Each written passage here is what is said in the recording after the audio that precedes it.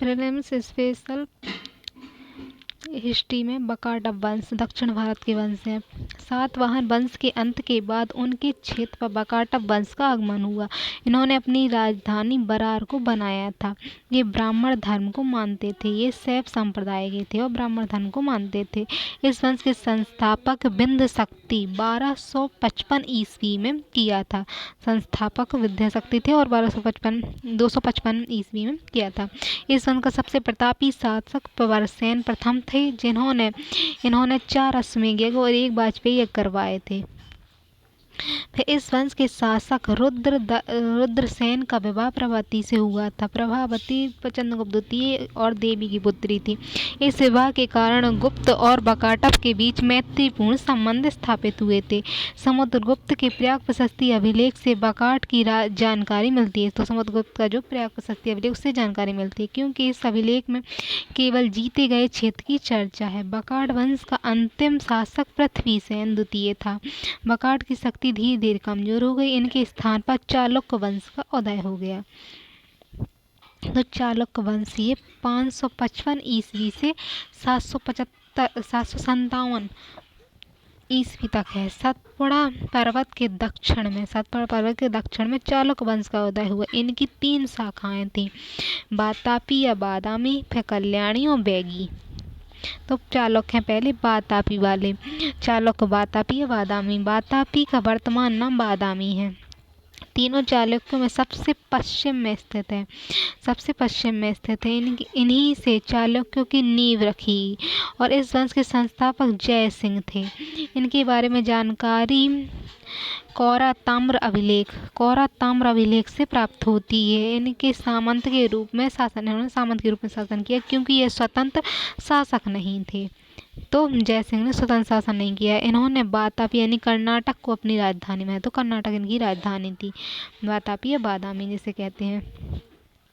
पुलकेशिन द्वितीय इस वंश के सबसे प्रतापी शासक, महान शासक थे पुलकेशिन द्वितीय, और जिसके बारे में जानकारी ऐहोल अभिलेख से मिलती है। इसने नर्मदा नदी को पार करके कन्नौज के शासक हर्षवर्धन को पराजित किया था। इसने दक्षिण भारत में पल्लव शासक महेंद्र वर्मन को भी पराजित कर दिया। उसकी राजधानी कांची को जीतकर कांचीकोड़ की उपाधि धारण की थी।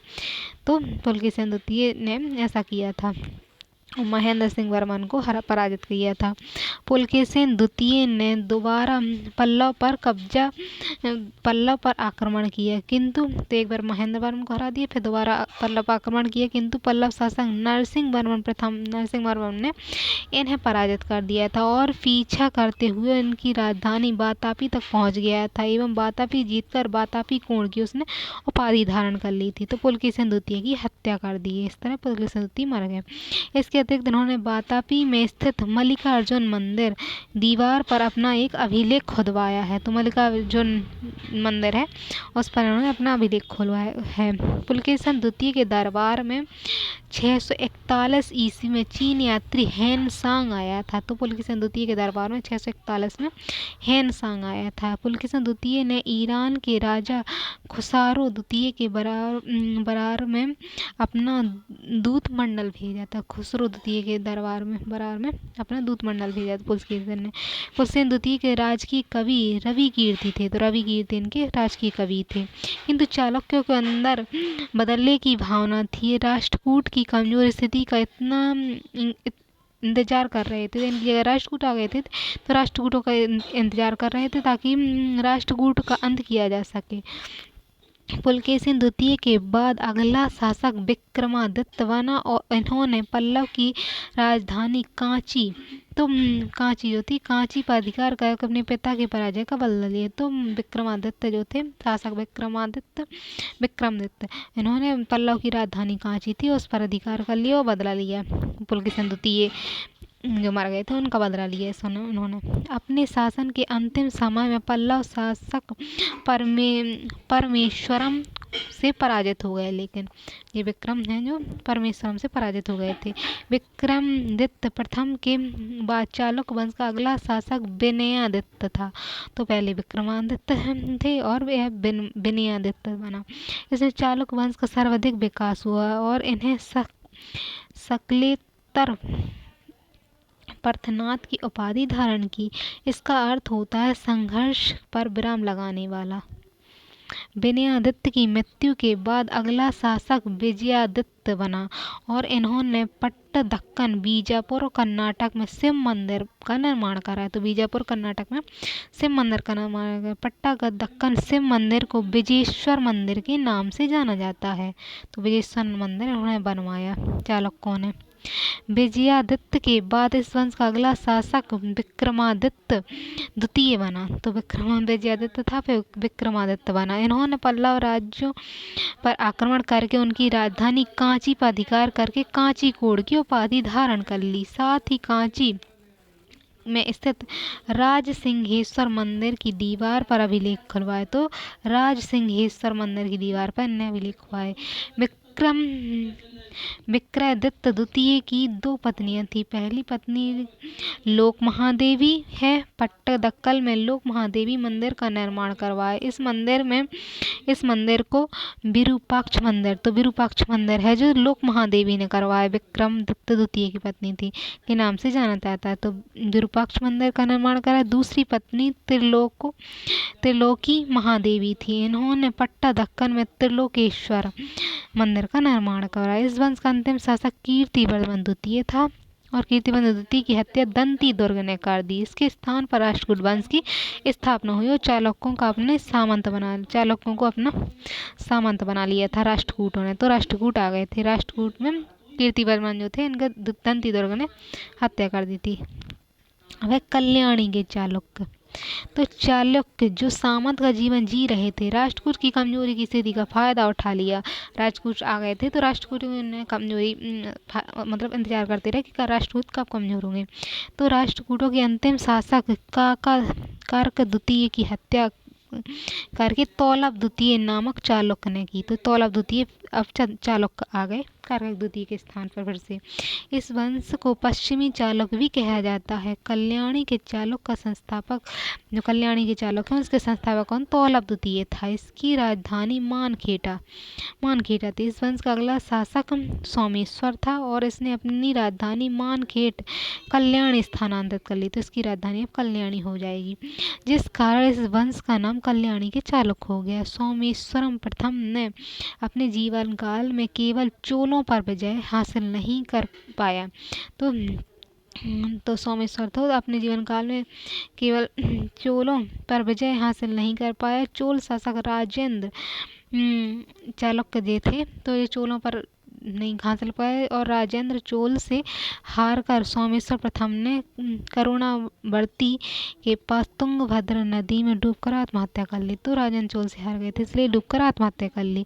इस वंश का अगला शासक विक्रमादित्य छठा जो है बना। यह एक कुशल योद्धा था। तो विक्रमादित्य छठवां जो है बना और इसका कुशल योद्धा था ये विक्रमादित्य।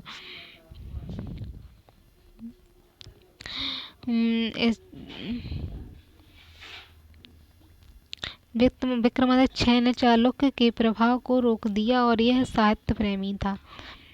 चोलों के प्रभाव को रोका इसने। इसका राजकीय कवि बिल्हण थे। तो राजकीय विक्रमादित्य जो छठवें हैं इनके कवि राजकीय कवि बिल्हण थे। इन्होंने विक्रमानदेव चरित्र नामक पुस्तक, बिल्हण की पुस्तक है विक्रमानदेव चरित्र। इसके दरबार में मिताक्षर ज्ञानेश्वर रहते थे। तो मिताक्षर ज्ञानेश्वर इनके दरबार में रहते थे। मिताक्षर नाम पुस्तक लिखी है। इनका संबंध हिंदू कानूनों से था। तो मिताक्षर पुस्तक इन्होंने मिताक्षर ने विक्रमादित्य चरित्र लिखी है। इस वंश का राज चिन्ह वराह यानी सुअर था। इस वंश के अंतिम शासक सोमेश्वर चतुर्थ थे। फिर बेंगी के चालुक्यों का उदय हुआ। यह चालुक्य सबसे कमजोर शाखा थी। आंध्र प्रदेश में बेंगी में थी। आंध्र प्रदेश में आई बेंगी की चालुक्य सबसे कमजोर शाखा थी और इस वंश के संस्थापक विष्णुवर्धन थे। इस वंश की राजधानी बेंगी आंध्र प्रदेश में थी। इस वंश में कोई प्रतापी शासक नहीं हुआ। इस वंश का सबसे योग्य शासक विजयादित्य तृतीय था। फिर पाल वंश आया। तो पाल नहीं पल्लव वंश। तो पल्लव वंश इनके चालुक्य जो थे उनके समकालीन थे। तो इस वंश की राजधानी कांची थी। दक्षिण में कृष्णा और गोदावरी नदी के बीच का प्रदेश था। तो कृष्णा गोदावरी के बीच वाला क्षेत्र था। इस वंश की प्रथम जानकारी हरिसेन के प्रयाग प्रशस्ति और हेनसांग की यात्रा से मिलती। तो हरिसेन का प्रयाग प्रशस्ति अभिलेख और हेनसांग की यात्रा से मिलता है। इस आरंभिक अभिलेख प्राकृत भाषा में और बाद में संस्कृत भाषा में मिले हैं।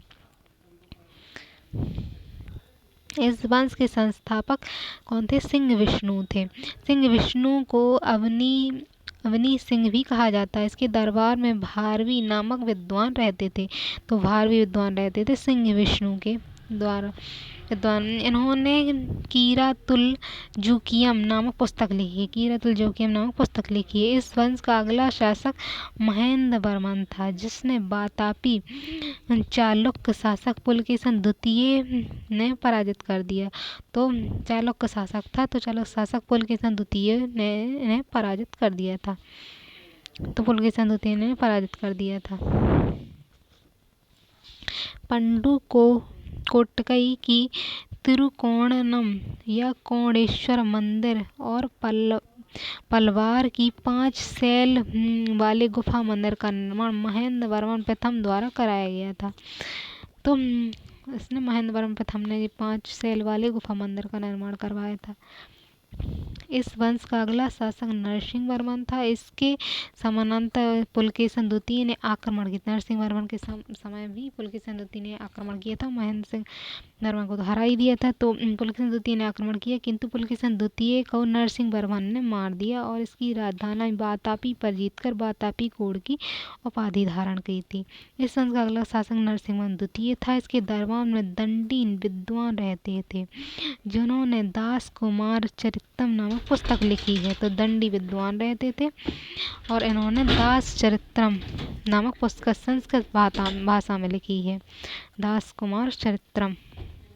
इस वंश का अंतिम शासक अपराजित था, जिसे चोल शासक आदित्य प्रथम ने पराजित कर दिया था। तो चोलों का जो शासक था चालुक्यों के बाद, अब पुलकेशन मतलब चालुक्य चल रहे थे, इससे यहाँ पल्लव चल रहे थे। आंध्र प्रदेश वाले क्षेत्र में पल्लव चल रहे थे। अब इनके बाद जो चोल आएंगे तो चोल इसके आदित्य प्रथम ने इसे पराजित कर दिया था। 8वीं सदी के इस पल्लव वंश में शैव धर्म का अधिक प्रचलन था। तो 8वीं सदी में क्या है, पल्लव वंश में शैव धर्म का प्रचलन था। महेंद्र वर्मन संगीत प्रेमी था।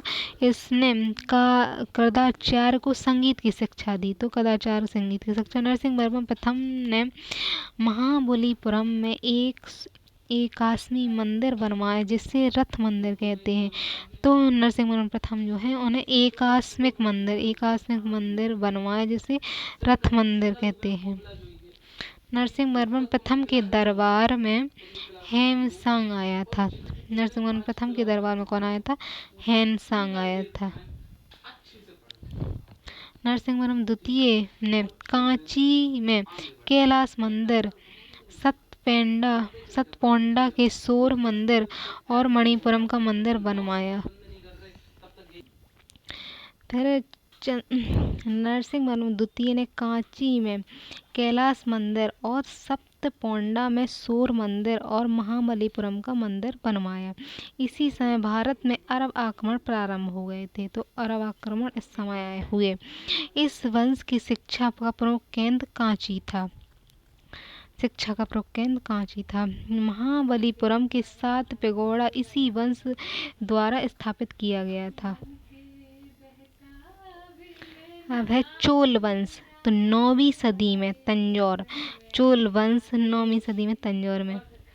चोल प्रारंभ में पल्लवों के सामंत थे। तो चोल क्या थे? पल्लवों के जो सामंत थे। वो पल्लवों के ध्वंसावशेषों पर चोल वंश की नींव रखी गई थी। तो पल्लवों के ध्वंसावशेष चोल आ गए इस साइड। इन्होंने अपनी राजधानी तंजौर या तंजावुर को बनाया।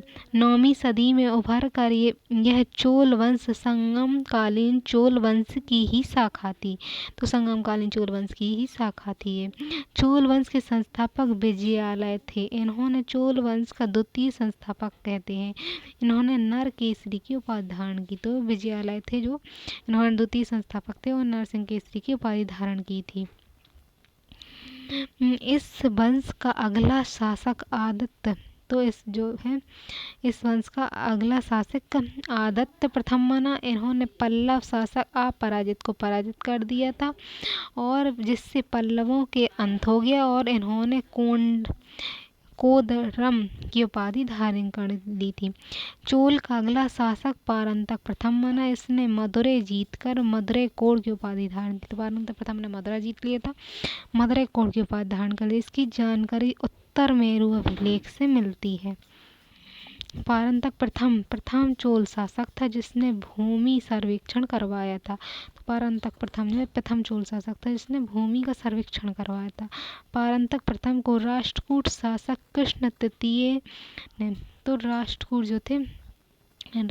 शासक कृष्ण तृतीय ने तक्कोलम के युद्ध में पराजित किया। चोल वंश का अगला शासक राजा राज बना। इसका मूल नाम अरिमोली वर्मन था। इसने श्रीलंका के उत्तर भाग का जीकर चोल में मिला लिया और मुंडी चोल की उपाधि धारण की, किंतु इन्हें श्रीलंका को चोल साम्राज्य में शामिल नहीं किया था। इसने अपनी राजधानी तंजौर में बृहदेश्वर मंदिर का निर्माण, तंजौर जो है वहाँ बृहदेश्वर मंदिर निर्माण करवाया था राजा राज ने। ये शैव धर्म को मानते थे और शिव संप्रदाय शेखर की उपाधि धारण की थी। राजा राज अपने अंतिम दिनों में मालदीव पर अधिकार कर लिया और एक दूत मंडल को चीन भेजा। तो मालदीव पर उन्होंने अधिकार किया था और दूत मंडल को चीन भेजा था। अगला चोल वंश का शासक राजेंद्र प्रथम बना। चोल वंश का सबसे प्रतापी शासक, इसने श्रीलंका को पूरी तरह जीते। तो राजेंद्र प्रथम ने पूरी तरह जीत लिया श्रीलंका को और वहीं राजधानी अनुरुद्धापुर पर आक्रमण करके उसके शासक महेंद्र पंचम को बंदी बना लिया था।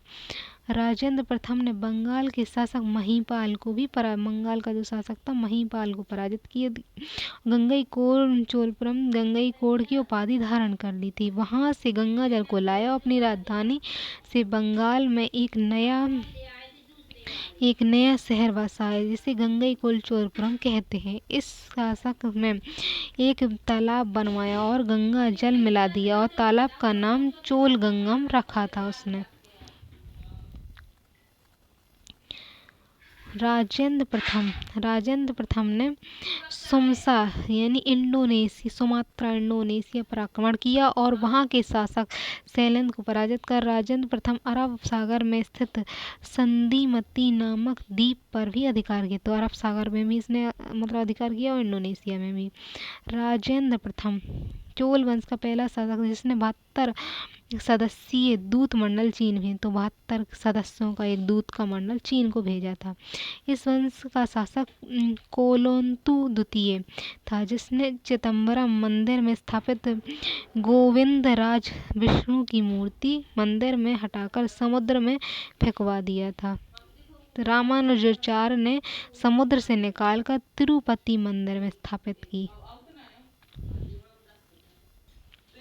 इस वंश का अंतिम शासक राजेंद्र तृतीय था। इस बाद में यह वंश स्वतः समाप्त हो गया। चोल की स्थानीय स्वशासन भारत का सबसे प्राचीन स्थानीय स्वशासन है।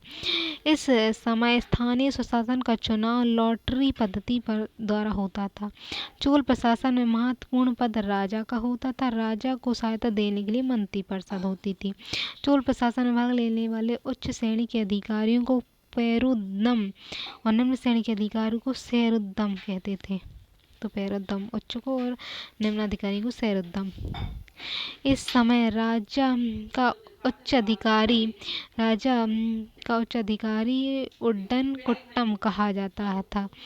इस समय अधिकारियों के वेतन न देकर भूमि अनुदान के रूप में दिया जाता था। तो भूमि को दान में दिया जाता था वेतन की जगह। इस समय प्रशासन की सुविधा के लिए पूरे चोल साम्राज्य को 6 प्रांतों में बांटा। तो चोल साम्राज्य को प्रशासन के 6 प्रांतों में बांटा था। इस प्रांत को मंडलम कहते थे।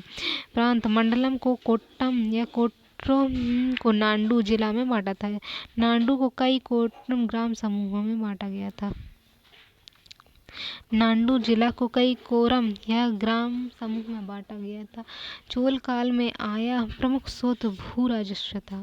चोलों की नौसेना शक्तिशाली थी, तो नौसेना जो थे वो शक्तिशाली थी। चोल में शिव मंदिरों का निर्माण हुआ और द्रविड़ शैली में बने थे। द्रविड़ शैली को विमानम शैली कहते हैं। द्रविड़ शैली को विमानम शैली का प्रथम उपयोग तंजौर के बृहदेश्वर मंदिर में मिलता है। फिर चोल काल में निर्मित नटराज प्रतिमा संस्कृत धरोहर है। तो नटराज जो प्रतिमा है चोल काल की सांस्कृतिक धरोहर। चोल काल में तमिल भाषा का स्वर्ण काल कहा जाता है। तमिल भाषा का स्वर्ण काल। तमिल साहित्य में त्रिरत्न के रूप में कम्मन, अट्टाकुट्टम एवं पेगालोंदी थे। कम्मन में तमिल रामायण की रचना की है। कम्मन ने तमिल रामायण की रचना की है। अब है राष्ट्रकूट वंश। तो राष्ट्रकूट वंश 7वीं से 9वीं सदी में था और इस वंश का संस्थापक दंतिदुर्ग था। तो 7वीं 9वीं सदी में था। इसका संस्थापक दंतिदुर्ग था। इन्होंने वातापी के चालुक्य कीर्तिवर्मन द्वितीय को हराकर राष्ट्रकूट की नींव। तो चालुक्य जो वातापी के थे, पहले वाले चालुक्य सबसे पहले आए थे, उनको हराकर इसने कीर्तिवर्मन द्वितीय को हरा दिया था और राष्ट्रकूट की नींव डाली थी। इन्होंने चालुक्य को पूरी तरह सफाया नहीं किया, जो कि बाद में सबसे बड़ी भूल साबित हुई। दंतिदुर्ग ने अपनी राजधानी मान्यखेत को बनाया था। तो राजधानी मान्यखेत की मालाखंड। दंतिदुर्ग ने महाधिराज परमेश्वर परम भट्टागर की उपाधि। दंतिदुर्ग ने कौन थी? परमेश्वर परम भट्टागर महाधिराज की उपाधि धारण करती। इस वंश का अगला शासक कृष्ण प्रथम था, जिसे महाराष्ट्र में एलोरा के मंदिर कृष्ण प्रथम। तो राष्ट्रकूट वंश का था ये कृष्ण प्रथम था, जिसने महाराष्ट्र में एलोरा मंदिर को बनवाया था।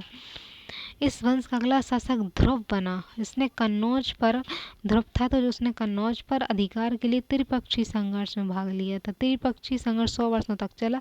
सर्वाधिक जीत राष्ट्रकूटों की हुई, किंतु अंतिम विजय प्रतिहार की हुई। इसमें सर्वाधिक पराजय पाल शासकों की हुई। तो इस वंश का अगला शासक अमोघवर्ष बना। इसे सबसे विद्वान शासक था। इसके कविराज मार्ग नामक पुस्तक की रचना की। तो कविराज मार्ग नामक इसने पुस्तक लिखी है अमोघवर्ष ने। जीतसेन के प्रभाव में आकर जैन धर्म को अपना लिया अमोघवर्ष ने।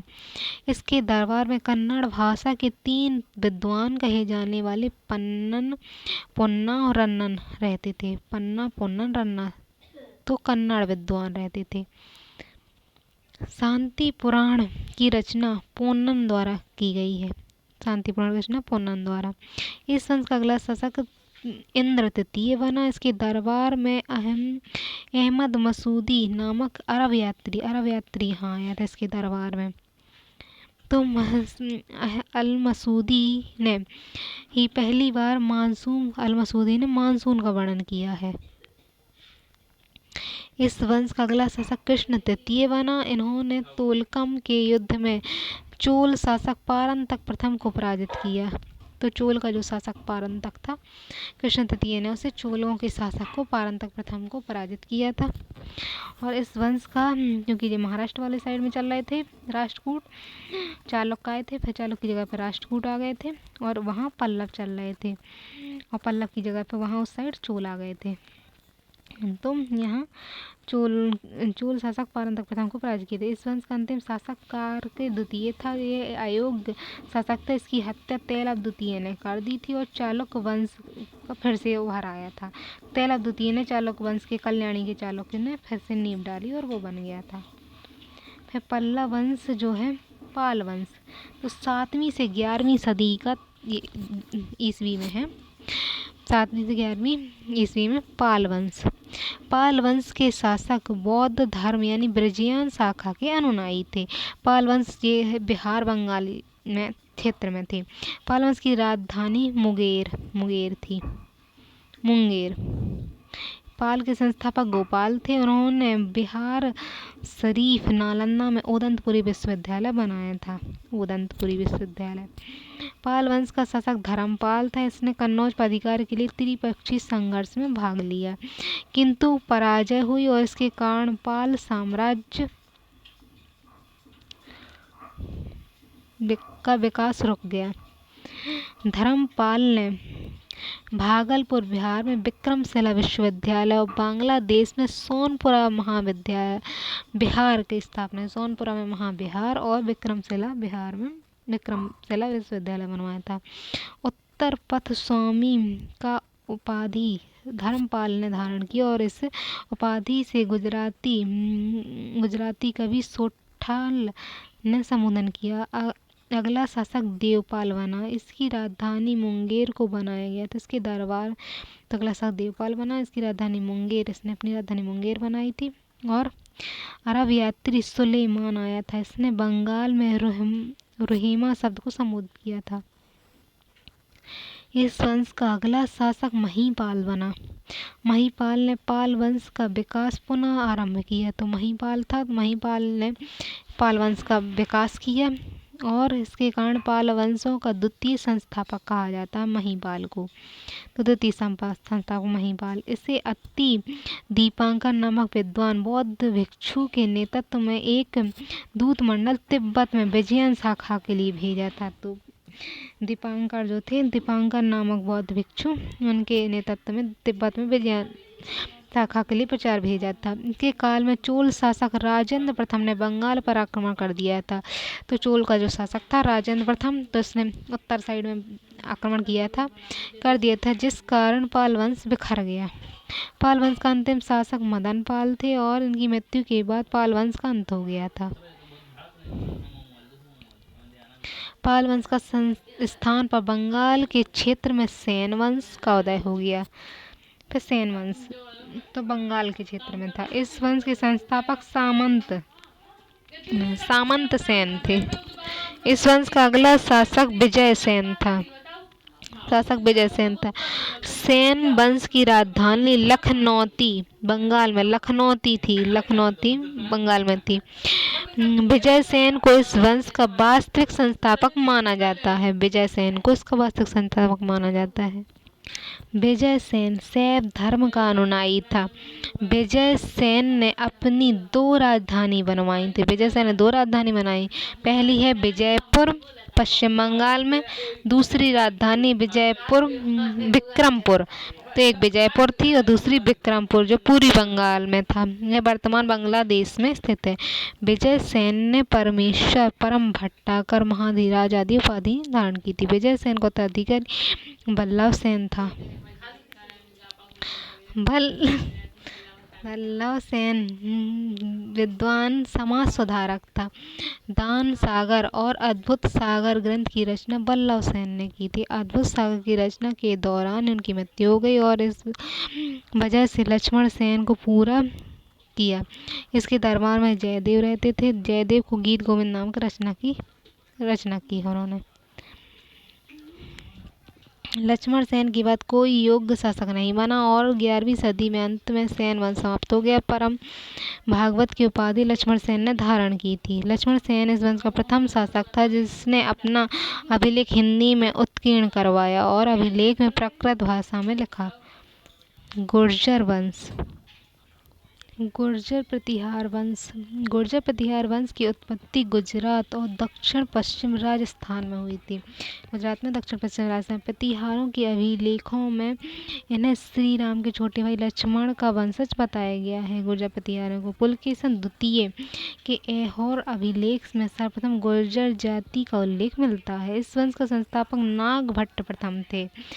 तो नागभट्ट प्रथम इसके संस्थापक थे। नागभट्ट प्रथम ने मालवा के क्षेत्र में अपना अधिकार किया था। तो मालवा के क्षेत्र में अधिकार कर लिया था। इस वंश का दूसरा सबसे प्रभावशाली शासक वत्सराज था। तो प्रभावशाली शासक कौन सा? वत्सराज था। इनकी समय कन्नौज के लिए त्रिपक्षीय संघर्ष में भाग लिया था। कन्नौज पर अपने क्षेत्र में मिला लिया था। इस वंश का सर्वश्रेष्ठ शासक महेर भोज बना और इसने कन्नौज पर अपनी दूसरी पूर्ण राजधानी बनाया था कन्नौज को। महर भोज की उपलब्धियों की चर्चा ग्वालियर प्रशस्ति अभिलेख से की गई है। तो महर भोज थे। प्रतिहार वंश में प्रतिहारों ने गुर्जर की शक्ति पराकाष्ठा पर पहुंचा दी थी। प्रतिहार महर भोज के पश्चात उसका पुत्र महेंद्र पाल शासक बना और राष्ट्रकूट शासक इंद्र तृतीय को पराजित कर दिया था। महेंद्र पाल दरबार में प्रथम विद्वान राजशेखर रहते थे, जिन्होंने पूर्वी मंजर काव्य मीमांसा बाल रामायण आदि ग्रंथ लिखे हैं। तो कुर्जी मंजिरा का बाल रामायण आदि ग्रंथ लिखे हैं। स्कंद पुराण में इस वंश को गुर्जर कहा गया है। स्कंद पुराण में गुर्जर कहा गया है। इस वंश का अंतिम शासक यशपाल बना। बाद में वंश स्वतः समाप्त हो गया। फिर चंदेल वंश, जाक भूमि वंश। चंदेल वंश, तो यह चंदेल वंश मध्य प्रदेश के क्षेत्र में इसे जोजक भुक्ति वंश भी कहा जाता है। जजाक भुक्ति और चंदेल शासक में मंदिर निर्माण के क्षेत्र में बेसर शैली, द्रवण शैली, नागर शैली को जन्म दिया। बेसर शैली को मिश्र शैली कहते हैं, जो नागर और द्रवण दोनों से मिलकर बनी होती है। मध्य भारत में बनने वाली अधिकांश मंदिर बेसर शैली में बने। आरंभ में इसकी राजधानी महोबा यानी कलिंजर महोबा को कहा है, किंतु बाद में खजुराहो स्थानांतरित हो गई थी। तो ये चंदेल वंश थे। और इस वंश का संस्थापक नानुक था। चंदेल वंश का संस्थापक नानुक था। यह वंश अगला शासक यशोवर्मन बना। खजुराहो के विष्णु मंदिर बनवाया। इस मंदिर को खजुराहो के चतुर्भुज मंदिर भी कहते हैं। इस वंश का अगला शासक धंग था और शिव को मानता था। इसने खजुराहो में विशाल शिव मंदिर का निर्माण करवाया। फिर कंदरिया महादेव के मंदिर से नाम से जाना जाता है। इस मंदिर में प्रांगण में नंदी बैल की मूर्ति बनी है, जो कि सबसे बड़ी नंदी बैल की प्रतिमा है। राजा धंग ने जगन्नाथ, जिन्नाथ, विश्वनाथ और वैद्यनाथ आदि मंदिरों का निर्माण किया। तो राजा धंग थे, उन्होंने जिन्नाथ, विश्वनाथ और वैद्यनाथ मंदिर निर्माण करवाए हैं। धंग ने प्रयाग में गंगा यमुना संगम पर जल समाधि ले ली थी। धंग ने जल समाधि ले ली थी। इस वंश का सबसे प्रतापी शासक विद्याधर और इसने गुजरात के शासक जयपाल की हत्या विद्याधर ने गुजरात के शासक जयपाल की हत्या कर दी, किंतु महमूद गजनी का सामना नहीं किया। तो जयपाल की हत्या कर दी थी इसने विद्याधर ने, लेकिन गजनवी का सामना नहीं किया, बल्कि डर से भाग गया। विद्याधर अकेला ऐसा भारतीय शासक था जिसने महमूद गजनी की महत्वाकांक्षाओं का सफलतापूर्वक विरोध किया। तो विद्याधर अकेला ऐसा भारतीय था जिसने महमूद गजनवी की महत्वाकांक्षाओं का विरोध किया था। इस वंश का अंतिम शासक परमदीदेव था, जिसे पृथ्वीराज चौहान तृतीय ने पराजित कर दिया, उसके क्षेत्र में मिला लिया था। अल्लाह रुद्र दो भाई परमदीदेव का सेनापति था, जो पृथ्वीराज चौहान के साथ युद्ध करते समय उनकी मृत्यु हो गई थी। परमदीदेव ने कुतुबुद्दीन ऐबक की अधीनता परमदीदेव ने कुतुबुद्दीन ऐबक था जो उसकी अधीनता स्वीकार कर ली थी, और इसके कारण उसके मंत्री अजय देव ने उसकी हत्या कर दी थी। अंदर कुतुबुद्दीन ऐबक ने पृथ्वीराज चौहान को हराकर दिल्ली सल्तनत में मिला लिया था। फिर कुछ छोटे राजवंश आए। तो छोटे राजवंशों मैत्रेय वंश था, इसके संस्थापक भट्टाकर थे और गुजरात के सौराष्ट्र में था। इसकी राजधानी वल्लभ थी और जैन धर्म का प्रमुख केंद्र था। जैन धर्म का केंद्र था और ये गुप्तों के सामंत थे। फिर कलचुरी वंश या चेदी वंश मैत्रेय वंश था। फिर कलचुरी वंश था, चेदी वंश कहते हैं इसे, मध्य प्रदेश की त्रिपुरी के क्षेत्र में था। इस वंश के संस्थापक काके प्रथम थे, इन्होंने अपनी राजधानी त्रिपुरी को बनाया। इस वंश का प्रतापी शासक गंगदेव थे। विक्रमादित्य की उपाधि धारण की थी। फिर गौड़ वंश, इस बंगाल के क्षेत्र में था ये गौड़ वंश, और गौड़ वंश का प्रतापी शासक शशांक था और राजा हर्षवर्धन की हत्या कर दी थी। हर्षवर्धन ने इसकी हत्या कर दी थी। महाबोधि वृक्ष को भी इसी ने कटवाया था और जड़ों में आग लगा दी थी। तो शशांक ने लगाई थी। इसकी हत्या हर्षवर्धन ने कर दी और बाद में वंश स्वतः धीरे धीरे समाप्त हो गया। फिर पूर्वी गंग वंश उड़ीसा आंध्र प्रदेश में था। पूर्वी गंग वंश उड़ीसा में आंध्र प्रदेश में। इस वंश के संस्थापक आनंद वर्मन पुरी के जगन्नाथ मंदिर बनवाए। तो पुरी का जो गंग वंश था उसने जगन्नाथ मंदिर बनवाए थे। इस वंश के शासक नरसिंह प्रथम ने कोणार्क सूर्य मंदिर बनवाया था। तो इसी वंश जो था उसने कोणार्क सूर्य मंदिर भी बनवाया था। तो पूर्वी गंग वंश था जिसने दो काम किए, जगन्नाथ बनवाए, सूर्य मंदिर ही बनवाया। इसे ब्लैक पैगोडा भी कहते हैं। इस वंश के शासक नरसिंह देव ने भुवनेश्वर में लिंगराज मंदिर भी बनवाया है। तो 3 बड़े मंदिर बनवाए हैं। काकतीय वंश कहाँ? तेलंगाना के क्षेत्र में था ये काकतीय वंश। तेलंगाना के क्षेत्र में एक छोटा वंश था। इसके संस्थापक बीटा प्रथम थे। इस वंश का अगला शासक रुद्र प्रथम बना और इसने अपनी राजधानी वारंगल को बनाया था इसने राजधानी काकतीय वंश ने। और रुद्र प्रथम इसका क्षेत्र। तो काकतीय वंश मैन है कि तेलंगाना में क्षेत्र में था और तेलंगाना के बाद इसने राजधानी वारंगल को बनाया था। इस वंश का अगला शासक प्रतापदेव था। इसने सामने मलिक कफूर के आक्रमण किया। तो इसके समय काकतीय वंश में क्या है, मलिक कफूर ने इस पर आक्रमण किया था, जिससे बिना लड़े अधीनता स्वीकार कर ली। तो बिना लड़े इसने अधीनता स्वीकार कर ली थी किले की और अपनी सेना की प्रतिमा को जंजीर लांकर कोहनूर हीला अलाउद्दीन खिलजी के दरबार में भेंट दी थी। इसके बाद इस वंश का सत्ता समाप्त हो गया। इस वंश का अलाउद्दीन खिलजी का अधिकार हो गया था। तो खिलजी का अधिकार हो गया इस पर। काकतीय वंश तेलंगाना में। यादव वंश ये कहाँ था? तो महाराष्ट्र के देवगिरी क्षेत्र में था। इसके संस्थापक बल्लभ पंचम थे। इसकी राजधानी देवगिरी थी। तो देवगिरी क्षेत्र में था महाराष्ट्र के पास। इस वंश का प्रतापी शासक सिंघन था। इस वंश के शासक रामचंद्र देव मलिक कफूर से पराजित। तो जो यादव वंश था उसमें भी मलिक कफूर ने से पराजित किया था और किंतु इसकी वीरता को देखते हुए अलाउद्दीन खिलजी ने देवगिरी पर जागीरदार बना दिया था। देवगिरी का जागीरदार बना दिया था।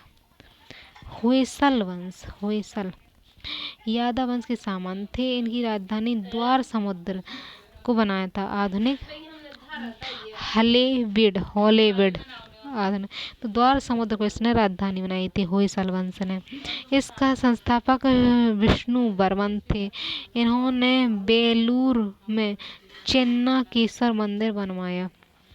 इस वंश का अंतिम शासक बीरबल्लाल तृतीय था, जिसने मलिक कफूर ने पराजित कर दिया और यह वंश समाप्त हो गया।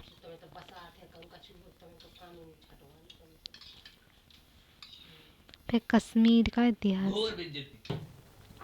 कश्मीर के इतिहास की जानकारी संस्कृत के कल्हण राजतरंगिणी से मिलती है। राजतरंगिणी यह एक संस्कृत साहित्य है। इसमें क्रमबद्ध तरीके इतिहास लिखने का पहली बार प्रयास किया गया है। यह ग्रंथ ऐतिहासिक रूप से महत्वपूर्ण है क्योंकि कल्हण ने पक्षपात रहित राजा के गुणों और दोषों का वर्णन किया है। इसमें 3 वंशों की जानकारी है।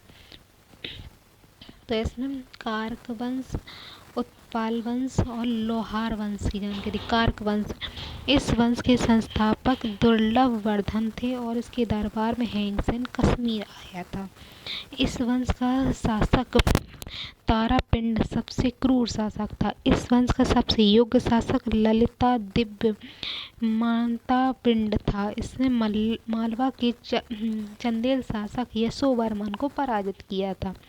कश्मीर में सूर का प्रसिद्ध मार्तंड मंदिर ललितादित्य द्वारा बनवाया गया था।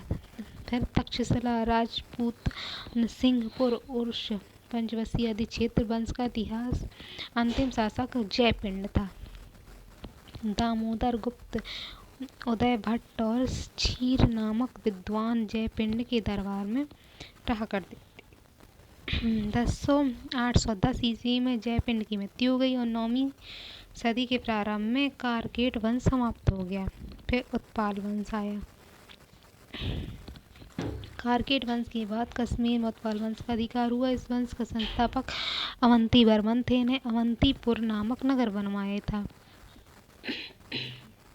रत्नाकर एवं आनंदवर्धन नामक कवि अवंती वर्मन के दरबार में रहा करते थे। अवंती वर्मन का योग्य मंत्री सूर था। अवंती वर्मन के समय सरयू नामक अभियंता ने नहरों में सिंचाई का निर्माण करवाया था।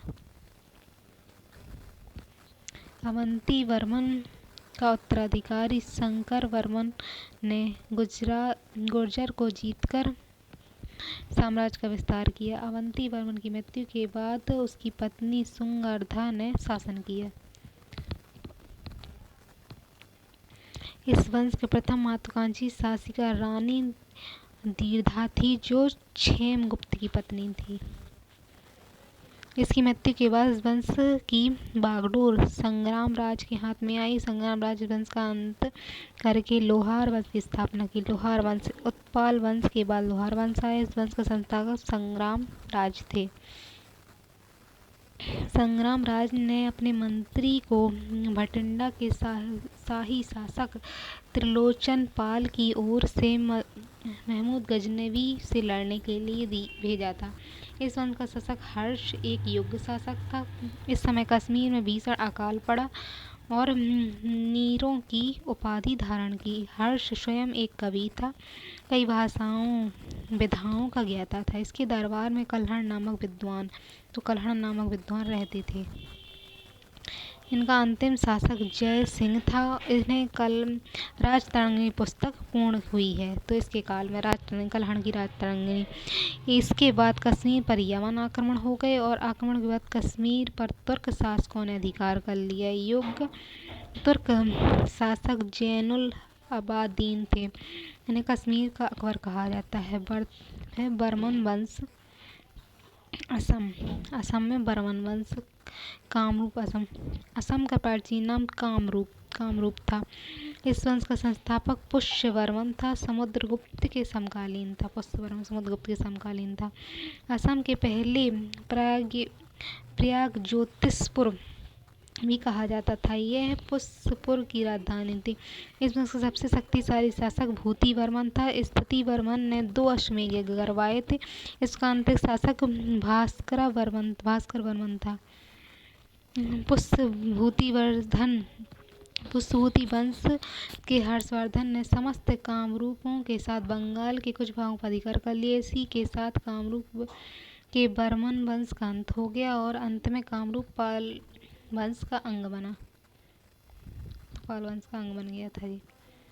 मूर्ति कला, मूर्ति और मंदिर निर्माण की शैली तो गंधार शैली, मथुरा शैली और अमरावती शैली थी। गंधार शैली, इस शैली का विकास कुषाणों के प्रमुख शासक कनिष्क के काल में हुआ था। गंधार शैली का विकास, इसमें सबसे पहली शैली मूर्ति मिट्टी और चूना प्लास्टर को मिलाकर बनाई गई थी। तो मूर्ति कहते चूना और प्लास्टर को मिलाकर बनाई गई थी, लेकिन इस प्रकार की मूर्तियां बहुत कमजोर होती थी, इसलिए बाद में काले और भूरे रंग के पत्थर से बनाई जाने लगी। तो काले भूरे पत्थर से बनाई जाने लगी। फिर ये मूर्तियां मुख्य रूप से उत्तर भारत में बनाई जाती थी, जिसका प्रमुख केंद्र तक्षशिला था। इस शैली में 95% मूर्तियां महात्मा बुद्ध की बनी हुई हैं। इस शैली में महात्मा बुद्ध के बहुत बड़े घुंघराले बाल दिखाए गए। इस शैली में महात्मा बुद्ध को बहुत शक्तिशाली बलिष्ठ शरीर, गठीला योग करते हुए ध्यान मुद्रा में युवावस्था में दिखाया गया है। महात्मा बुद्ध के पीछे होलो मंडल यानी प्रभा मंडल से दिखाए गए। कपड़ों के दोनों ओर लपेट का पूरा शरीर ढका हुआ है। इस शैली का उल्लेख वैदिक सांस्कृतिक साहित्य में है। यह कला यूनान से प्रभावित थी, तो यूनान का प्रभाव था, इसलिए इसे ग्रीको इंडियन कला कहते हैं।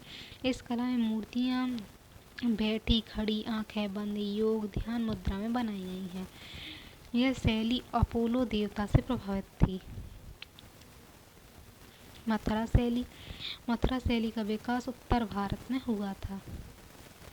मथुरा, वाराणसी और कौशाम्बी में। तो मथुरा में, वाराणसी में, कौशाम्बी में प्रमुख केंद्र थे। इसकी शुरुआत मथुरा में हुई थी। मथुरा शैली कहा जाता था। यह शैली चौड़ा सीना चौड़ा दिखाया जाता था। बाल विहीन और नग्न मूर्तियाँ भी थीं। ज़्यादातर मूर्तियों में बायां हाथ असनास्थ और दाहिने हाथ को अभय मुद्रा, आशीर्वाद मुद्रा में उठाते हुए और कपड़े बाएं कंधे पर पड़े हुए हैं। इस शैली में तीन धर्म की मूर्तियाँ मिलती हैं, बौद्ध की, जैन की और हिंदू की। ये शैली पूर्णतः भारतीय शैली थी। लाल रंग के पत्थर का प्रयोग हुआ है इसमें। अमरावती शैली, तो यह मुख्यतः दक्षिण भारत में थी।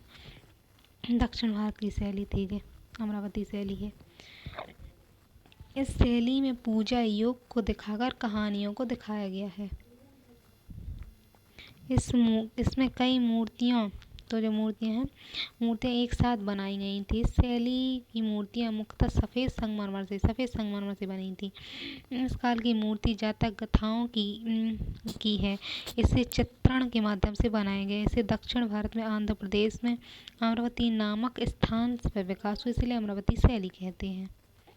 अब शैली, जगह, रंग, वंश, धर्म के आधार पर। तो गंधार जो शैली है पश्चिम भारत में विकसित हुई, काला रंग की थी, कुषाणों के काल में, और बौद्ध की अधिक मूर्तियाँ बनी हैं योग करते हुए और चिंता करते हुए। मथुरा शैली उत्तर भारत में, लाल पत्थर से, कुषाणों के काल में, और बौद्ध, जैन, हिंदू तीनों धर्मों का प्रभाव है। आशीर्वाद देते हुए प्रसन्न मुद्रा में।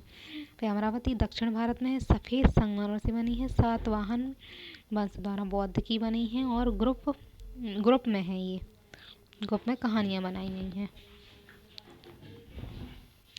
फिर स्थापत्य कला। भारत में स्थापत्य कला में मंदिरों के निर्माण की शैलियाँ बहुत महत्वपूर्ण भूमिका रखती हैं। भारत में मुख्य रूप से मंदिरों के निर्माण की जो शैली है वह मौर्य काल से आरंभ होती है और गुप्त काल में अपने चरम पर पहुंच जाती है। तो स्थापत्य कला की जो शैली है मौर्य काल में आरंभ होती है और गुप्त काल में अपने चरम पर पहुंच जाती है। मंदिरों का वर्तमान स्वरूप गुप्त काल की ही है। तो मंदिरों का निर्माण की शैली, तो नागर शैली है, विमान यानी द्रविड़ शैली, और बेसर शैली है। नागर शैली मंदिर उत्तर भारत में देखने को मिलते हैं। तो उत्तर भारत में मंदिर होते हैं, ये गर्भगृह होता है, शिखर होता है, इसके ऊपर आमलक होता है, ये मंडप होते हैं, चौतरा होता है, मंच के ऊपर बनाए जाते हैं। यह मंदिर उत्तर भारत में हिमालय से लेकर विंध्याचल पर्वत तक मिलते हैं। नागर शैली मंदिरों का गुम्बद होता है, इनमें गुम्बद होता है जो नीचे चौड़ा होता है और जैसे जैसे ऊपर जाता है तो पतला होता जाता है। ये गुम्बद रेखीय होता है जिसे शिखर कहते हैं। शिखर के ऊपर रिंग बना होता है, इस तरह रिंग बना होता है जिसे आमलक कहा जाता है। आमलक के ऊपर एक कलश बना होता है और कलश में बगल में ध्वज रखा जाता है जिसके शिखर ऊंचे नीचे होते हैं। शिखर के ऊंचे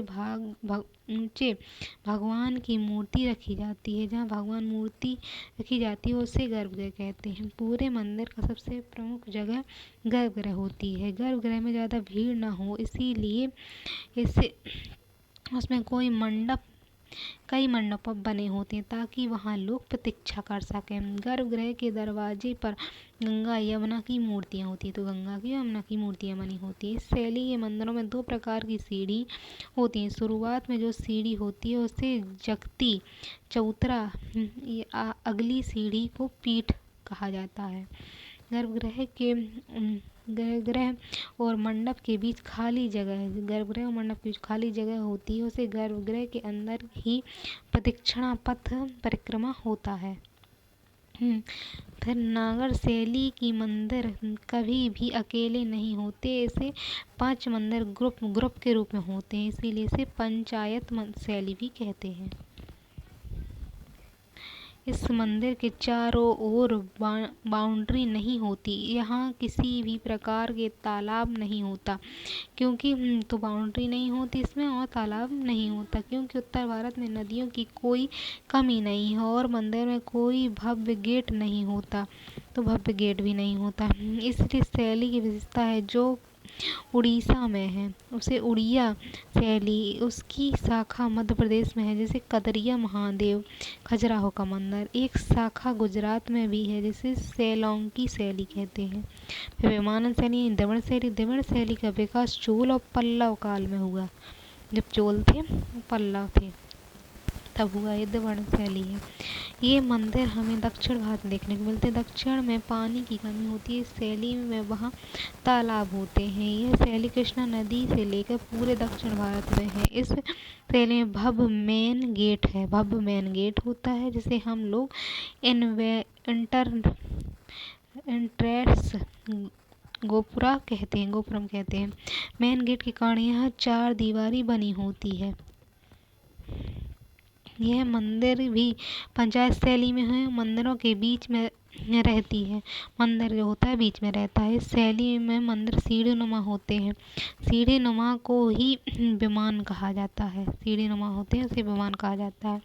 इस कारण इस शैली को विमानन शैली कहते हैं। विमानन शैली में मंडप गर्भगृह सटा नहीं रहता, इसमें अंतराल रहता है, तो मंडप अलग और गर्भगृह अलग, क्योंकि यहाँ परिक्रमा किया जाता है। गर्भगृह के बाहर दरवाजे पर यक्ष यक्षिणियों की मूर्तियाँ लगी होती हैं।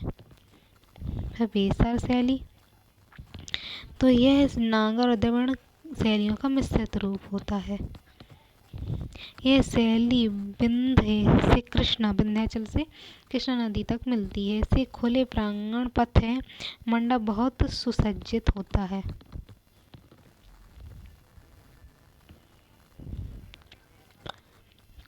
कुछ महत्वपूर्ण प्रमुख शैलियों का उदाहरण है।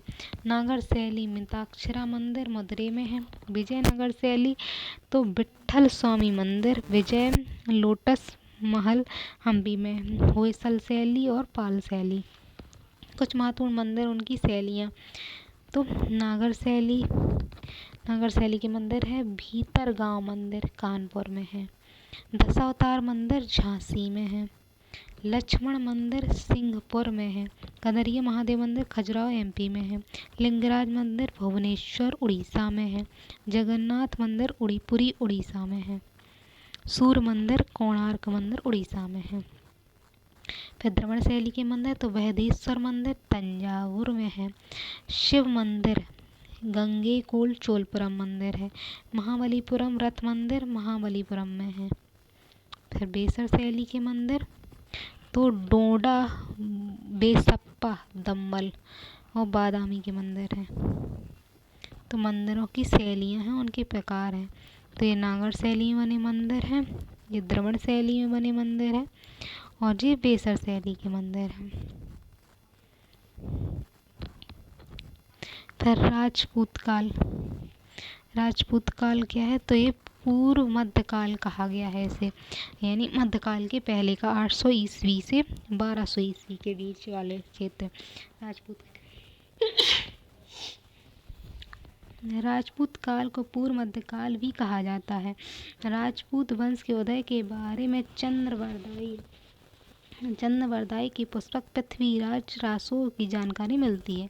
इस पुस्तक के अनुसार माउंट आबू यानी राजस्थान में है, जो राजस्थान में पर्वत का शिखर है, माउंट आबू पर हुए एक अग्नि कुंड यानी हवन कुंड के 4 वंशों का उदय हुआ जो निम्नलिखित हैं। 4 वंशों का उदय हुआ यहाँ निम्नलिखित है, जैसे प्रतिहार परमार चालुक और चौहान, इन वंशों का उदय हुआ। प्रतिहार पीछे पड़ चुके हैं। फिर परमार वंश, यह वंश मध्य प्रदेश के मालवा क्षेत्र में है। तो परमार वंश है तो मध्य प्रदेश के मालवा क्षेत्र में है और इस वंश के शासक उपेंद्र थे।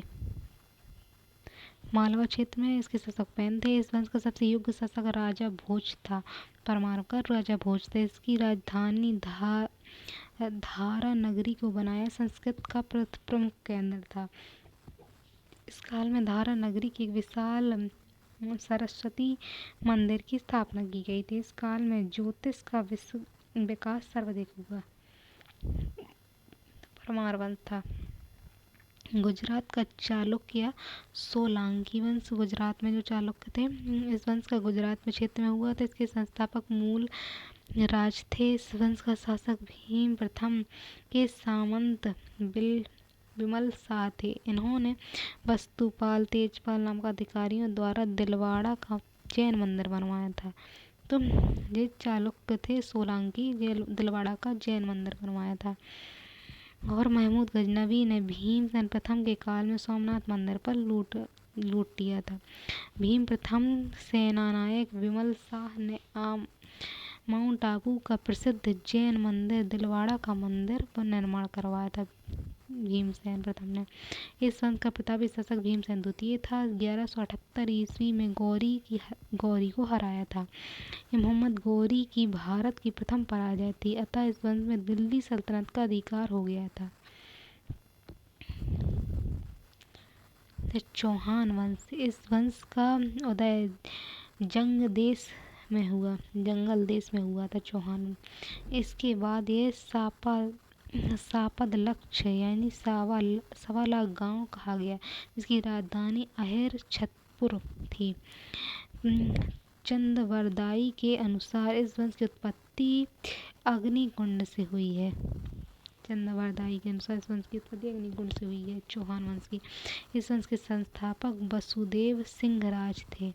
इस वंश के सबसे योग्य शासक अरुणराज थे, जिसके दरबार में संस्कृत के विद्वान विद्रेह राज चतुर्थ विशाल देव रहते थे। इन्होंने हरिकेली नामक संस्कृत नाट्य का वाक्पति राज प्रथम चौहानों में महाराज की उपाधि धारण की। इस वंश के अगले शासक पृथ्वीराज तृतीय चौहान थे। पृथ्वीराज चौहान को राम पिथौरा भी कहा जाता है। पृथ्वीराज तृतीय चौहान के पिता तृतीय जो है चौहान के पिता सोमेश्वर तथा माता संरक्षिका कुपरी देवी थी। त्रिपुरी के कुलचुरी राजा आंचल राज की पुत्री थी। पृथ्वीराज तृतीय के दरबार में जैनक चंदवरदाई विश्वरूप बागीश्वर आदि के पृथ्वी भट्ट आदि विद्वान रहते थे। चंदवरदाई ने पृथ्वीराज आसु नामक ग्रंथ की रचना की है। इन्हें जयचंद के साथ मिलकर तराई के प्रथम युद्ध में 1191 में मोहम्मद गौरी को पराजित किया। तो जयचंद के साथ प्रथम जो तराई का युद्ध हुआ उसमें गौरी को पराजित कर दिया था। पृथ्वीराज तृतीय यानी चौहान ने जयचंद की बेटी संयोगिता का अपहरण किया और उसके साथ विवाह कर लिया, जिसके कारण जयचंद्र ने पृथ्वी सिंह चौहान को विरोधी हो गया था। जयचंद्र ने मोहम्मद गौरी से मिलकर तराई के द्वितीय युद्ध में यानी 1192 में पृथ्वीराज चौहान की हत्या करवा दी। तराइन का द्वितीय युद्ध भारतीय इतिहास में निर्णायक घटना थी। पृथ्वीराज तृतीय तराई के युद्ध में नाट्य रंभा नामक घोड़ा तथा हाथी का नाम राम प्रसाद सवार था। मोहम्मद गौरी ने 1194 में चंदवार के युद्ध में जयचंद को भी हरा दिया, उसकी हत्या कर दी। मोहम्मद गौरी का गुलाम कुतुबुद्दीन ऐबक ने दिल्ली तथा अजमेर पर आक्रमण किया और चौहानों की सत्ता का अंत कर दिया। अब 1 लाइन क्वेश्चन, 3 संगम कितने वर्षों पर चले? तो तीनों संगम कितने वर्षों तक चले? तो 9990 वर्षों तक चले।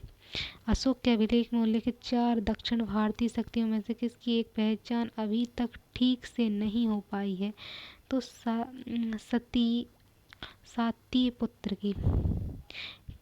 संगम काल की ओर से किसे कहा जाता है? जासूसों को।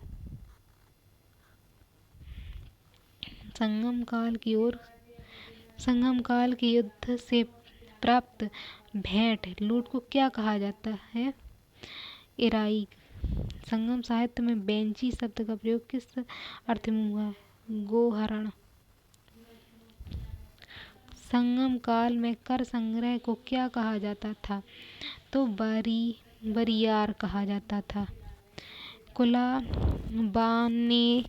कुलाबनेकन शब्द का प्रयोग संगम साहित्य में किस अर्थ में हुआ है? तो अनाज व्यापारियों का समूह। संगम काल में ग्राम प्रशासन को क्या कहा जाता था? ग्राम प्रशासन को अमलम कहा जाता है। 8वीं सदी में किसने संगम साहित्य पर अपना भाष्य लिखा है? तो 8वीं सदी में किसने? ईशिया नायर आगोरुलु ने। संगम साहित्य के अंतर्गत प्रेम विषयक काव्य संग्रह को कहते हैं? आकम। संगम साहित्य मोल्योर, पैरियोर, कुदावर इत्यादि नाम किस शासक की शक्ति के लिए मिलते हैं? तो चेर के लिए। पुराह बंदरगाह का निर्माण किस चोल शासक ने किया? करिकाल ने। संगम समाज में प्रचलित गंधर्व विवाह को तमिल साहित्य में क्या कहा जाता है? तो कलाम्बू। प्राचीन काल में दक्षिण भारत में प्रमुख तत्व श्रेष्ठ कोटि के रेशम को क्या कहा जाता है? कलिंग। दक्षिण भारत में मरुगन देवता समर्पित हैं तो क्या कहते हैं? तो बेलनाड। प्राचीन भारत में प्रसिद्ध बासव समुद्र बंदरगाह नगर को आज तक किस नाम से जानता है? चेन्नई। दक्षिण भारत में किस देवता के मंदिर बाजकोट्टम कहते? तो इंद्र के। फिर कपालिक सेन सन्यासी की चर्चा किस तमिल ग्रंथ में है? तो मणिमेखले में है। संगम साहित्य शहर की सड़कों के लिए शब्द क्या है? शब्द है जो सड़कों के लिए संगम साहित्य की, तो दरू का प्रयोग हुआ है सड़कों के लिए। संगम साहित्य में राज्य की सभा के लिए किस शब्द का प्रयोग? तो नालवे। पुहार की व्यापारी केवलन की कथा का वर्णन किस तमिल महाकाव्य में है? तो शिल्पाधिकारम में। व्यापारी केवलन की कथा। चेर चोल पांड्य के शासनाधीन समस्त संगम क्षेत्र को क्या कहते थे? तो तमिलम। संगम साहित्य के अंतर्गत प्रसिद्ध तमिल व्याकरण ग्रंथ तोल्काप्पियम की रचना संगम के दौरान हुई थी। और द्वितीय जो सम्मेलन था उसमें दक्षिण भारत में किनके राज्य को तोणकई मंडलम कहा जाता है? चोल राज्य। 9वीं सदी ईस्वी में चोल साम्राज्य की नींव डाली तो विजयालय द्वारा। वह मंदिर परिसर जिसमें एक भारी भरकम नंदी की मूर्ति है तो बृहदेश्वर मंदिर में है। विशाल नंदी मूर्ति बृहदीश्वर मंदिर में है। तंजौर का बृहदीश्वर मंदिर किस चोल शासक काल में? तो राजा राज प्रथम के निर्माण किया। चोलों का राज फैला था तो कोरोमंडल तट पर दक्कन के कुछ भागों तक चोल थे जो आंध्र प्रदेश साइड इस साइड थे पूर्व में। कावेरी पत्तनम, मछली महाबलीपुरम, कांची तंजौर में से चोलों की राजधानी थी तो तंजौर। तो चोलों की पूछिए, चोलों की तंजौर थी। चोल प्रशासन की विशेषता ग्राम प्रधान स्वायत्तावर। दक्षिण भारतीय राज्य में किससे उत्तम ग्राम प्रशासन था? तो चोलों का। चोलों के अधीन ग्राम प्रशासन की बहुत से ब्यौरे जिन शिलाओं में हैं वे हैं उत्तर मेरू में। चोल शासकों के प्रशासन में उद्यान प्रशासन कार्य टोट्टम बरियम में है। फिर चोल काल में निर्मित नटराज की कांस्य मूर्ति चतुर्भुज है देवी कहते हैं। दक्षिण भारत में विशेषकर चोल युग के स्थापत्यों की विश्व में श्रेष्ठतम प्रतिमा रचना का माना जाता है तो नटराज को। शिव की दक्षिण मूर्ति प्रतिमा उन्हें प्रदर्शित करती है शिक्षक के रूप में। 72 व्यापारी चीन में भेजे गए थे तो कोलुतुंग के कार्यकाल में।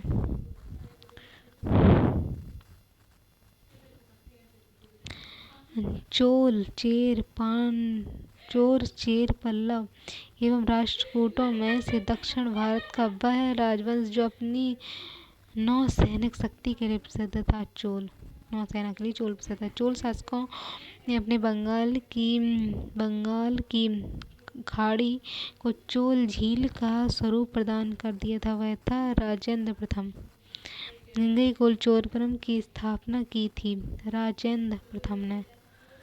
वह चोल शासक जिसे चोल गंगम नामक बृहद कृत्रिम झील बनवाने का श्रेय दिया तो राजेंद्र प्रथम को।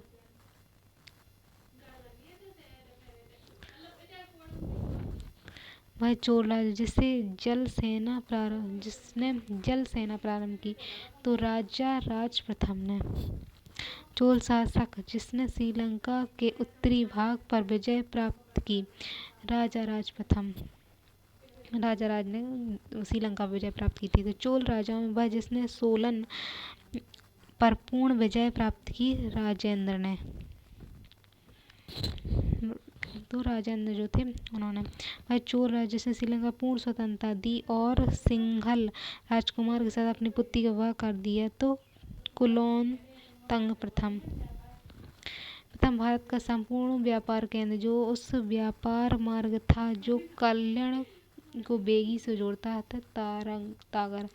चालुक्य वंश का सबसे महान शासक पुलकेशिन द्वितीय।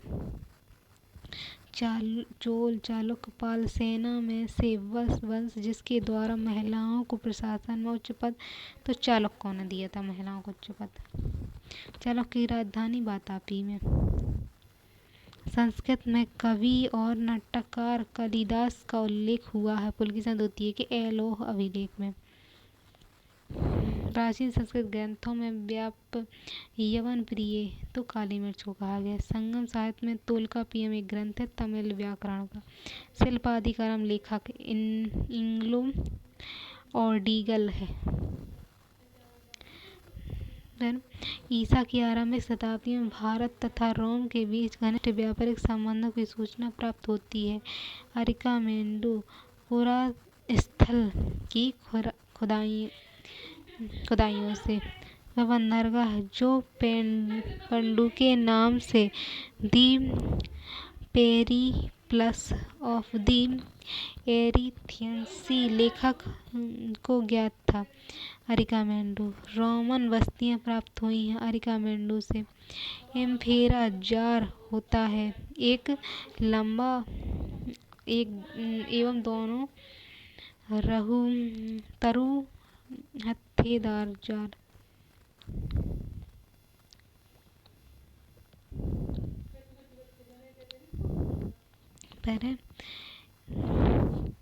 कादम्ब चेर चोल पांडव राजवंशों की में वह जिनका उल्लेख संगम साहित्य में नहीं हुआ है कावंद। चेर चोल पल्लव पांडव में से वह जो तमिल देश के संगम युग का राजवंश नहीं था पल्लव।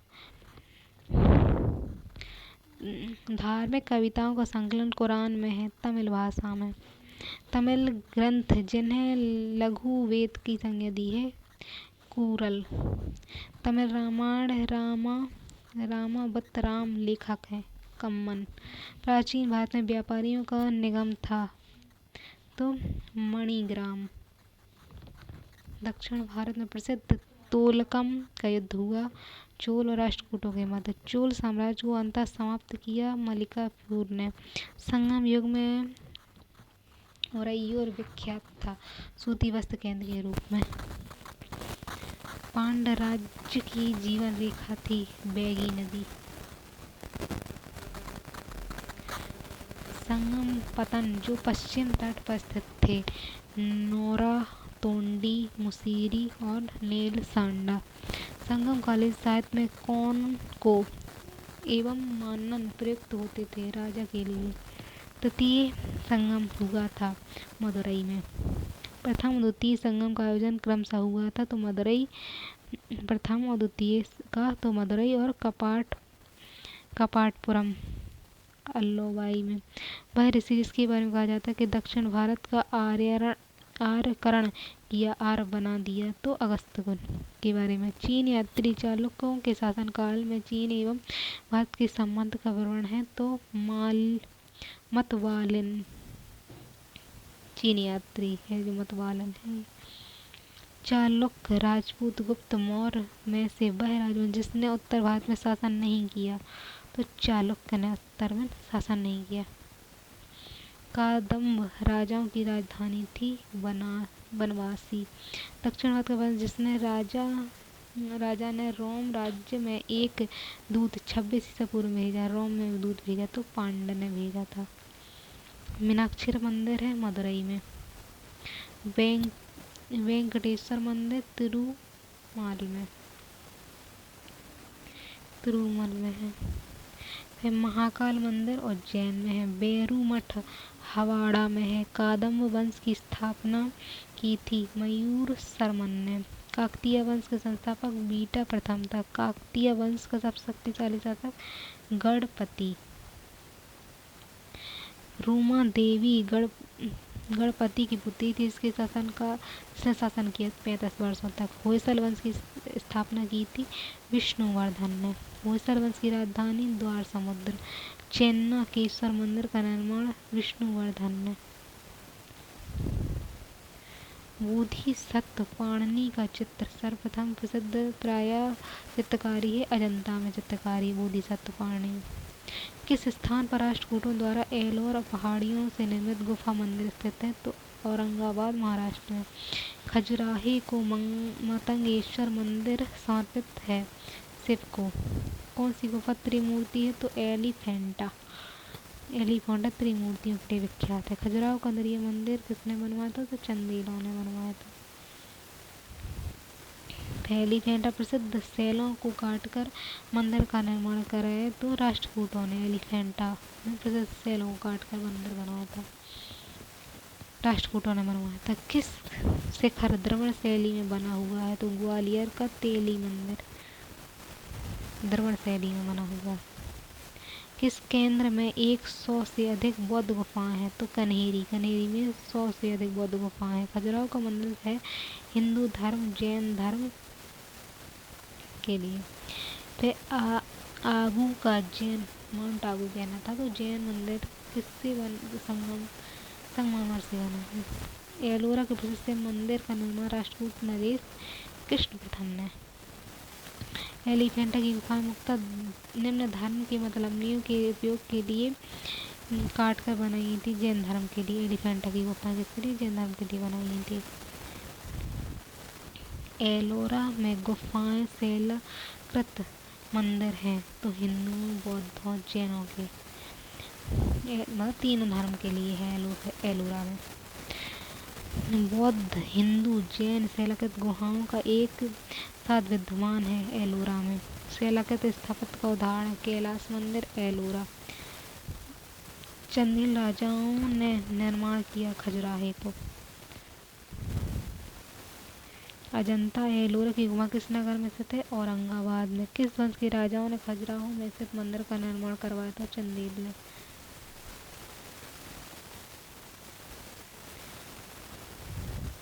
पश्चिम भारत प्राचीनतम शैली गुफाएं हैं नासिक एलोरा अजंता। बौद्ध गुफा मंदिर में कौन से स्थित है? तो अजंता। बौद्धों में गुफा मंदिर अजंता में है। अजंता की कला को किसने प्रश्न सहायता दी? तो वाकाटक। एलोरा की कैलाश मंदिर का निर्माण किसने करवाया? तो कृष्ण प्रथम ने करवाया है। किस धर्म को राष्ट्रकूटों को संरक्षण प्राप्त था? जैन धर्म को। अजंता और एलोरा की गुफाएं हैं महाराष्ट्र में। अजंता की गुफा और एलोरा की गुफा महाराष्ट्र में। एलोरा गुफाओं का निर्माण करवाया था राष्ट्रकूटों ने। अजंता की गुफाएं किससे संबंधित है? जातक कथाओं से। कला श्याम या पेगोड़ा के नाम से जाना जाता है कोणार्क का सूर्य मंदिर। कोणार्क का सूर्य मंदिर किसने बनवाया था? नरसिंह देव वर्मन ने। तो ब्लेड पगोड़ा कहा जाता है कोणार्क को। मोढेरा का सूर्य मंदिर किस राज्य में स्थित है? गुजरात में। सूर्य मंदिर में कौन सा पाटन गुजरात में स्थित है? मढेरा। लिंगराज मंदिर स्थित है भुवनेश्वर में। जगन्नाथ मंदिर उड़ीसा में है। भुवनेश्वर तथा पुरी मंदिर किस शैली में निर्मित है? तो नागर में। उड़ीसा में नष्ट होने से बचे निम्नलिखित मंदिरों में सर्वाधिक बड़ा ऊंचा मंदिर है लिंगराज मंदिर। अंकोर वाट का विष्णु मंदिर कहाँ स्थित है? तो कंबोडिया में है अंकोर वाट का। फिर बोरोबदूरा स्तूप कहाँ स्थित है? जावा में। कौन से बृहद मंदिर की आरंभिक कल्पना का निर्माण सूर्यवर्मन द्वितीय के राजकाल के दौरान हुआ? तो अंकोर वाट का मंदिर। द्रविड़ शैली के मंदिरों में गोपुरम से तात्पर्य है तोरण के ऊपर बने अलंकृत बहुमंजिली भवन से। किस वंश ने एलोरा के कैलाश मंदिर का निर्माण किया? तो राष्ट्रकूटों ने एलोरा में कैलाश मंदिर का निर्माण किया था। चट्टानों को काट कर महाबलीपुरम का मंदिर किसके द्वारा बनवाया गया? तो पल्लव द्वारा। महाबलीपुरम पल्लव। महाबलीपुरम में रथ मंदिर का निर्माण करवाया गया था पल्लवों द्वारा। तो एलोरा के कैलाश मंदिर का निर्माण राष्ट्रकूटों ने। महाबलीपुरम का सप्तरथ मंदिर नरसिंहवर्मन ने। अंकोर वाट का मंदिर किस देश में है? तो कंपूचिया। अंकोर वाट को कंबोडिया कहना था। महाबलीपुरम रथ मंदिर का निर्माण नरसिंहवर्मन प्रथम ने करवाया। एलोरा के प्रसिद्ध कैलाश मंदिर के निर्माण में कौन सा शासक वंश सम्बन्धित रहा है? राष्ट्रकूट। भारत में कला और पुरातात्विक इतिहास के संदर्भ में सबसे पहले निर्माण गया था तो धौली स्थित शैलाकृत हाथी। सोनगिरी का ऐतिहासिक दिगंबर जैन तीर्थ स्थल है मध्य प्रदेश में। दिलवाड़ा जैन मंदिर कहाँ स्थित है? तो राजस्थान में। सेनगिरी जहाँ 108 जैन मंदिर बनाए गए हैं। सेनगिरी में 108 जैन मंदिर बनाए गए, किसके सन्निकट स्थित है? तो दतिया के निकट है। प्राचीन नगर तक्षशिला किसके बीच स्थित है? तो सिंधु और झेलम के बीच स्थित है तक्षशिला। फिर दिलवाड़ा का जैन मंदिर स्थित है तो माउंट आबू में। दिलवाड़ा जैन मंदिर है सिंधु के किनारे। प्रसिद्ध तिरुपाक्ष मंदिर कहाँ है? तो चिदम्बरम में। नागर द्रविड़ बेसर भारतीय मंदिर वास्तुकला की 3 शैलियाँ हैं। फिर मामलापुरम में रथ स्मारकों के निर्माण के लिए कौन सा? पल्लव। भारत में सांस्कृतिक इतिहास के संदर्भ में पंचायत शब्द तो मंदिर रचना के लिए है। प्रसिद्ध नैमिष्ठा तीर्थ जनपदों में उपस्थित है सीतापुर। कौन सा रथ मंदिर सबसे छोटा है? तो द्रौपदी रथ। काकतीय राज की अति महत्वपूर्ण समुद्री पत्तन था तो मोटुपल्ली था। किस चोल शासक को चोल गंगम नामक बृहद कृत्रिम झील बनवाने का श्रेय दिया जाता है? तो राजेंद्र। नटराज की प्रसिद्ध कांस्य मूर्ति किस काल का उदाहरण है? चोल काल का। चोल प्रशासन की विशेषता क्या थी? ग्राम प्रशासन की स्वायत्तता। चोल शासकों में किसने बंगाल की खाड़ी को चोल झील का स्वरूप कर दिया? वह कौन था? तो राजेंद्र प्रथम। 9वीं सदी ईसवी में किसके द्वारा चोल साम्राज्य की नींव डाली? तो विजयालय।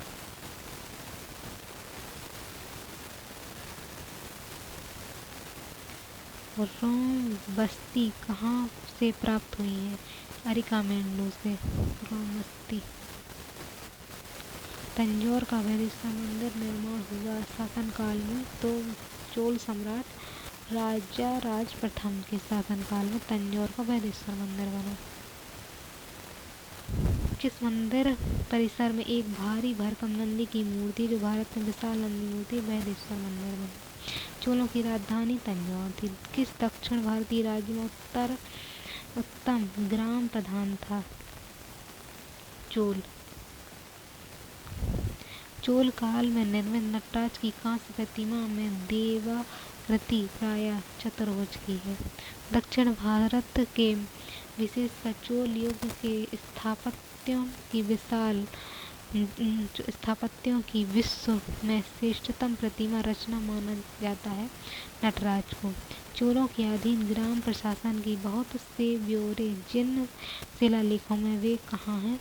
तो उत्तर मेरु में। चोलों का राज्य किस क्षेत्र में फैला था?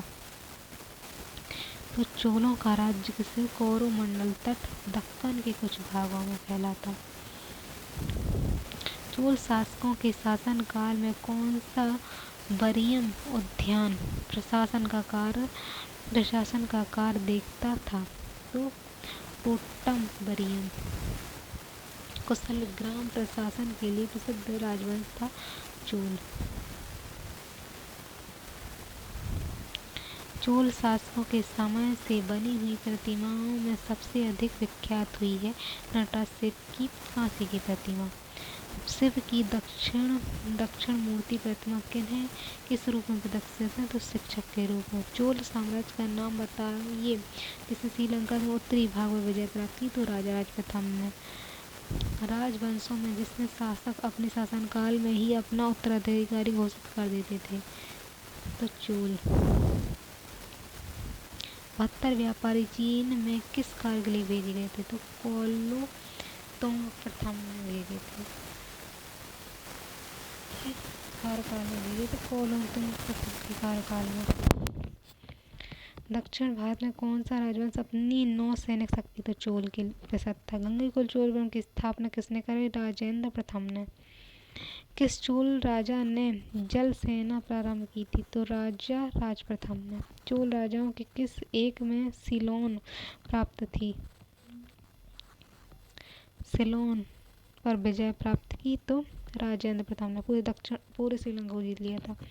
वह चोल राजा कौन था जिसने श्रीलंका के पूर्ण स्वतंत्रता दी और सिंघल राजकुमार के साथ अपनी पुत्री का विवाह किया? तो कोलंदु प्रथम भारत का कौन सा संपूर्ण व्यापार केंद्र उस व्यापार मार्ग पर था जो कल्याण को बैगी से जोड़ता था? तो तागर। चालुक्य वंश का सबसे महान शासक कौन था? पुलकेशिन द्वितीय।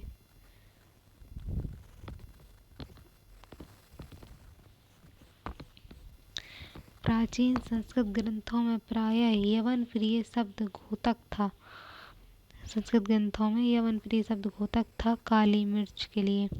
किस वंश द्वारा प्रायः महिलाओं को प्रशासन में उच्च पद प्रदान किए जाते थे? चालुक्यों में। चालुक्य की राजधानी कहाँ थी? वातापी। कवि कालिदास के नाम पर उल्लेख किस में है? तो एलोर के उत्कीर्ण उल्लेखों में। संस्कृत कवि नटराज कालिदास का उल्लेख है पुलकेशिन द्वितीय के एलोर अभिलेख में। तोल्काप्पियम ग्रंथ संबंधित है व्याकरण से। संगम साहित्य में तोल्काप्पियम ग्रंथ तमिल व्याकरण का ग्रंथ है।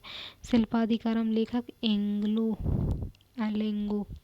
ईसा की प्रारंभ सदी में भारत में रोम के बीच घनिष्ठ व्यापारिक संबंध की सूचना अरिकामेंडू से। एम्फोरा जार होता है एक।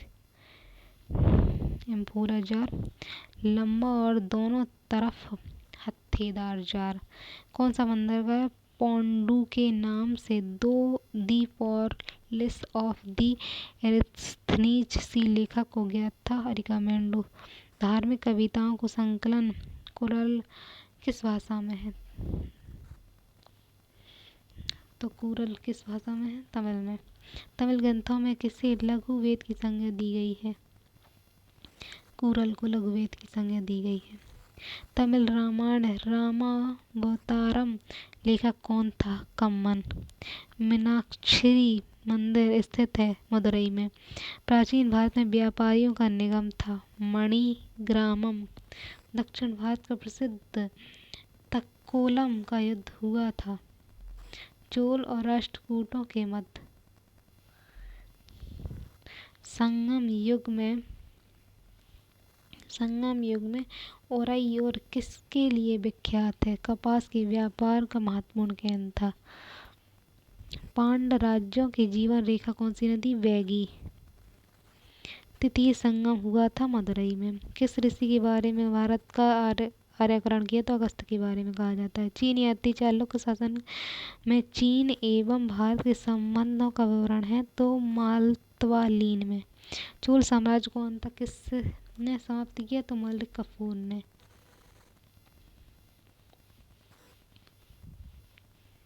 दक्षिण भारत में किस वंश के राजा ने रोम साम्राज्य में एक दूत छब्बीसपुर भेजा तो पांड्य ने। संगमकालीन साहित्य में कौन को मन्ना किसके लिए प्रयुक्त थे तो राजा के लिए। मीनाक्षरा मंदिर अवस्थित है मदुरई में। कादम्ब राजाओं की राजधानी बनवासी। कल्हण द्वारा रचित रजतंगनी के संबंधित कश्मीर के इतिहास से। नागानंद रत्नावली प्रियदर्शिका के लेखक थे हर्षवर्धन ने लिखी है नागानंद रत्नावली प्रियदर्शिका। 10 कुमार चरित किसने लिखा है तो दंडी ने। अष्टाध्यायी किसने लिखी है पाणिनि ने। कुमार संभव महाकाव्य कवि हैं कालिदास। 10 कुमार चरित्र के रचयिता दंडन है। चरित्र संहिता नामक पुस्तक के विषय में चिकित्सा के विषय में है। मुद्रा राक्षस लेखक निम्नलिखित कौन है तो विशाख दत्त है। विशाख दत्त की मुद्रा राक्षस। बराहमिहिर की पंच सिद्धांतिका यूनानी ज्योतिष विद्या पर आधारित है। इतिहास में पिता की पदवी सही अर्थों में किससे संबंधित है तो हेरोडोटस का दिए। मिलिंद पनहोम पाली ग्रंथ है। बौद्ध धर्म मिलिंद पनहोम किस हिंदी यवन पर प्रकाश है मीनांडर। राजतरंगिणी के लेखक कल्हण है। कल्हण के समय का शासक था। कल्हण द्वारा राजतरंगिणी में कुल तरंग है 8 तरंग है। कल्हण की राजतरंगिणी किसने आगे बढ़ाया तो जौन राज एवं श्रीवर्ण। सोदरनंद किसकी रचना है अश्वघोष की। 4 ग्रंथों में से कौन सा विश्वकोशीय ग्रंथ है तो बृहत संहिता। मिलिंद पनहोम राजा मिलिंद तथा बौद्ध भिक्षुओं के मध्य संवाद के रूप में है। वह भिक्षुक थे। नागरसेन कालिदास द्वारा रचित कालविकअग्निमित्रम नाटक का नायक था अग्निमित्र। सप्तनवासुदा के लेखक हैं भास। गीत गोविंद काव्य की रचयिता कौन है तो जयदेव। गीत गोविंद के गीतकार जयदेव किसकी सभा में अलंकृत करते थे लक्ष्मण सेन।